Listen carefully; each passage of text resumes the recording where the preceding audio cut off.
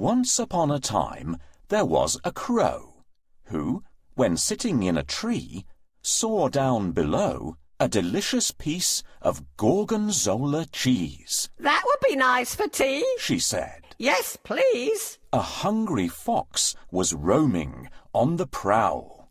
He'd smelt the cheese and saw the feathery fowl swoop down upon it and with grace and ease scoop up the delicious piece of smelly cheese. "Oh, no," he sighed. "Now this calls for a plan.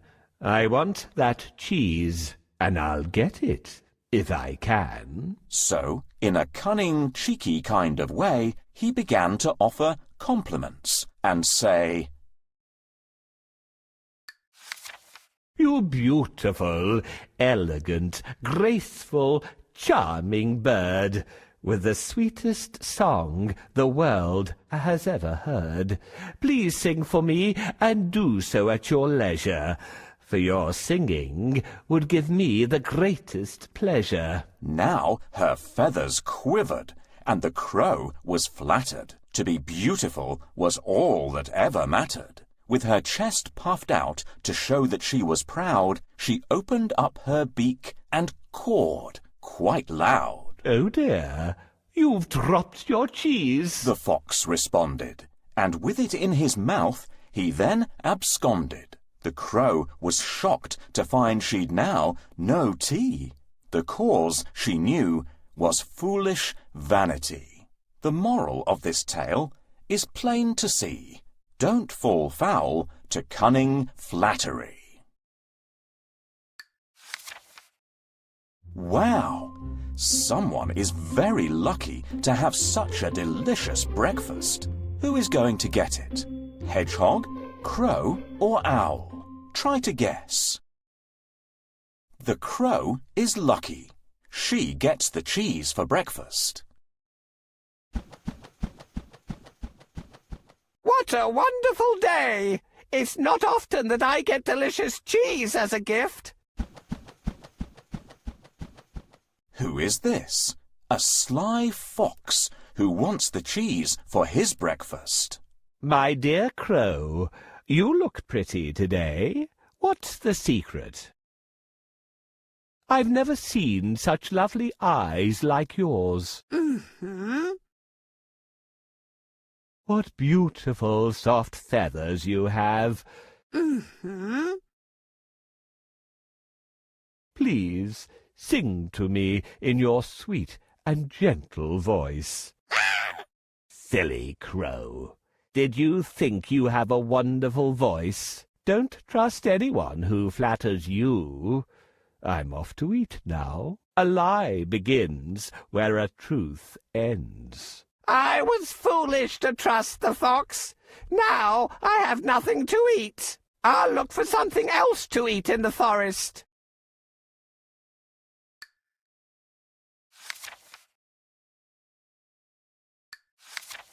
A young hare once boasted how fast he could run. He was agile, long-legged, and out for some fun. So he teased an old tortoise about his slow pace. But the tortoise surprised him and asked for a race. "If you think you can beat me, you're out of your mind," jeered the hare, who was really very unkind. "Yes, I could win," said the tortoise. "Name the time and the place." The hare thought this amusing and laughed in his face. But he agreed to the race and the place it was set. An announcement was made in the Country Gazette. The animals gathered, all out for the day. Excitement arose when the race got underway. The hare and the tortoise were set on their marks. The pistol was fired, and it shot out some sparks. In a great cloud of dust, the hare ran off at some speed. It was obvious to all he was well in the lead. The tortoise then coughed, wiped the dust from his face, then set off quite steadily at a moderate pace. He didn't worry that Hare could run very fast. The test would be whether or not he could last. The hare, with his racing, had made himself hot, so he stopped under a tree in a cool, shady spot. He thought, Why should I rush? I'm certain to win. so he laid down for a rest, fell asleep with a grin. Meanwhile, the old tortoise plodded steadily on, neither stopping nor resting as he went along. He passed by the hare, and then, oh yes indeed, it wasn't Hare, but old Tortoise who was now in the lead. The crowd saw him and cheered. The noise woke up the hare. To see the race won by Tortoise was more than he could bear. He took off in a fury when he realized his fate. But the tortoise was first. He was simply too late. Slow but sure wins the race is the moral of this tale. Take things steadily and moderately, and you'll never fail. I'm proud to be fast and light-footed. Those who can't run fast are really unlucky. How do you manage, Tortoise? I might be slow, but I'm always on time. You can't be on time if you're slow. Let's have a contest to see who reaches the mountain first. I accept, Hare. Nightingale, can you be the judge? Sure. Please take your places. On your marks, get set, go! Good luck, Tortoise! Ha-ha-ha!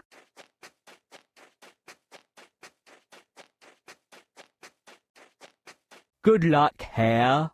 Remember, slow but steady wins the race. I'm already halfway, but Tortoise is so far behind, I'll take a nap. There are many stones on the road. Shall we remove them so I can walk faster? Let's help Tortoise remove all the stones from the track. Thank you. Thanks again. This stone was a hurdle.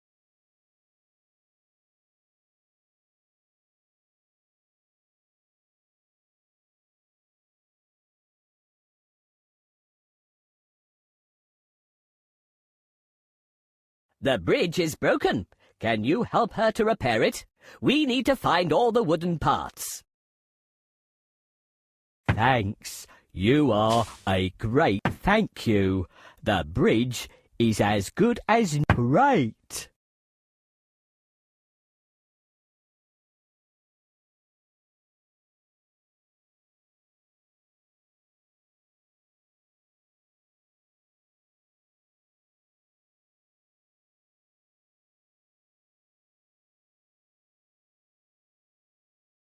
Tortoise is approaching the finish line, but where is Hare? Ah, he is sleeping under the tree. Let's wake him up. What's the matter? While you slept, Tortoise won the race. That's not fair. I was faster. I lost the race because I napped. Discipline matters more than speed in a contest. Tortoise is the winner. I try to be always on time and finish what I've started.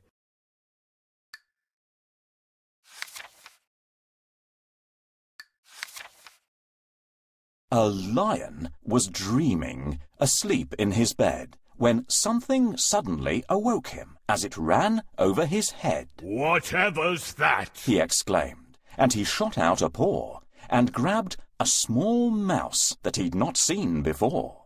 The lion roared in anger. "You woke me as I slept.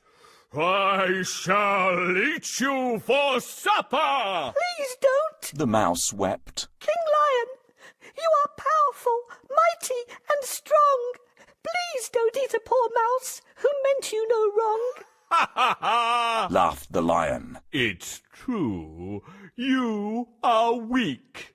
I am strong, as you say. So I'll let you speak." I am sorry I woke you. Please be kind. Let me go. I may one day repay you. You really don't know. "You repay me?" The lion laughed, "That's a joke." but he let the mouse go, and he gave him a poke, saying, "Off you go, little mouse. I don't expect you'll be back. At the most, you'd have made me a very small snack. So the mouse bowed in thanks and then went on her way, and the lion never saw her until it happened one day he was taking his usual stroll in the jungle when a rope trap ensnared him, and he got in a tangle. He struggled and struggled, but the ropes only got tighter. It didn't help, in this case, to be a great fighter. Help! Let me out! Let me free! I'm in pain! But his roaring and crying were to be all in vain, until a small mouse in the bushes pricked up her ears and ran to his aid and swallowed her fears. Remember me, your highness. She found the courage to say, You showed me kindness, and I said that one day I'd repay you, and now I'm really quite sure I can help you. and then, quickly, she started to gnaw away at the ropes until she'd gnawed a big hole which the lion fell through safely, body and soul. At last, I am free, little mouse, thanks to you. You may be small, but you are honest and true. Your honesty and kindness is where your strength lies. You came to my aid when you heard my cries. The moral is surely, no matter how small, honesty and kindness makes the greatest of all.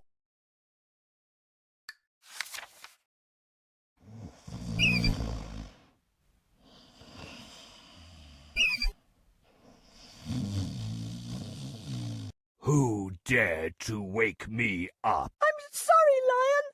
I didn't mean to disturb you. You're brave to disturb the king of beasts, but I'll gobble you up now. I'm hungry. I'm sorry I disturbed you. Forgive me today, and I'll help you someday. A tiny fellow like you helping me? Run away before I decide to eat you. Thank you, Lion. I will never forget your kindness. I'm hungry. I have to find something to eat.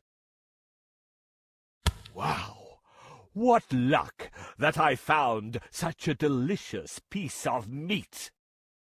It's a trap! Help! Help! Let me out!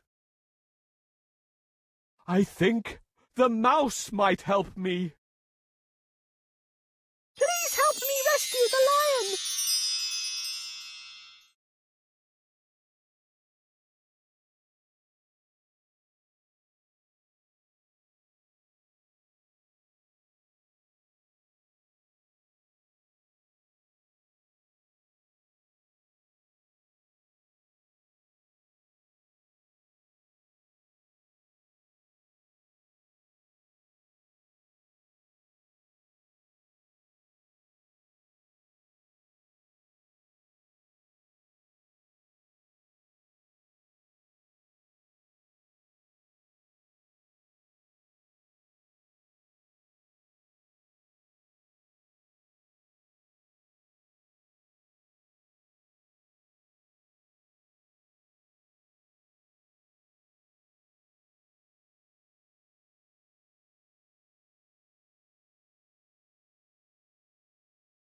Thank you for helping me, Mouse. Be good, expect good.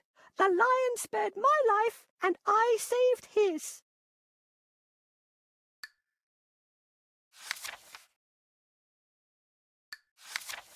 Late one summertime, when the corn was golden yellow, a jolly grasshopper jumped by, a cheery, merry fellow. He loved to play his fiddle, and he loved to sing and dance. Amongst the corn he'd leap and laugh, and hop and play and prance. He had passed his summer days just fiddling, having lots of fun, idling all his time away in the warm, bright summer sun. Then, by chance, one sunny day, he met a working ant, who was clever, wise, industrious, and very diligent. He saw the ant was hard at work, dragging an ear of corn with all his might. It was 20 times his size, such an extraordinary sight. Goodness! Chirped the grasshopper. Why not stop with me and play? Why work so hard on such a bright and glorious summer's day? The ant then turned and stopped and looked the grasshopper in the eye. You foolish, silly time-waster. I shall tell you why. The sun is shining. Yes, of that I am well aware. But I am gathering in the harvest while the harvest is still there. And I suggest you would be wise to follow my advice. Store some food for winter while the weather is still nice. But surely, said the grasshopper, the winter won't come for a while. To work on such a glorious day is really not my style. The working ant took up his load and with a shaking of his head said, Goodbye. I must prepare for winter and my family must be fed. The grasshopper waved his fiddlestick and ignored the ant's advice, and he hopped away and fiddled while the weather was still nice. But the seasons change, and winter came as it was sure to do. The field was bare and empty, where the golden corn once grew.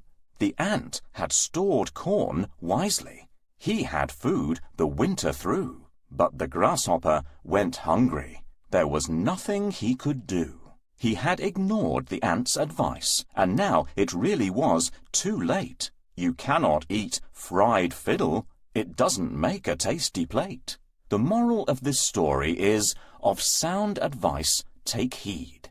In times of plenty, save and store in case of future need. Hey, ants! Why are you working when you can have fun in the summer?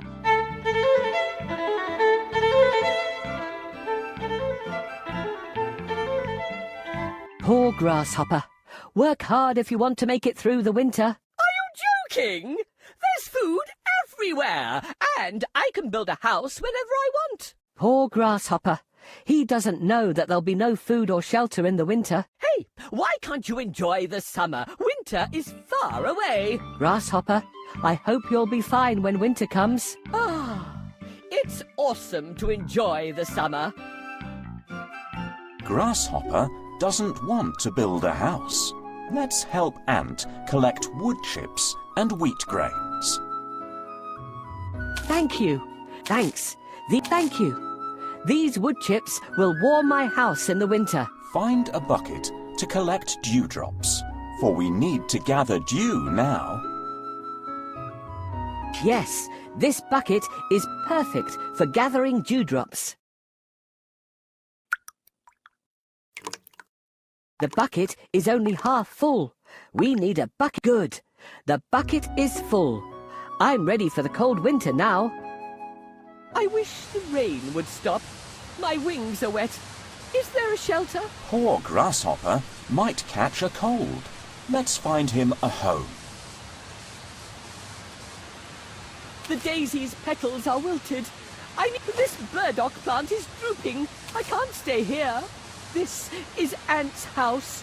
I won't knock on his door. I should have listened to the ants and prepared for autumn and winter. It's cold and lonely out here. I hope Ant will take pity on me. I can't move. Please knock the door for me. What brings you here, dear grasshopper? Please let me in, Ant.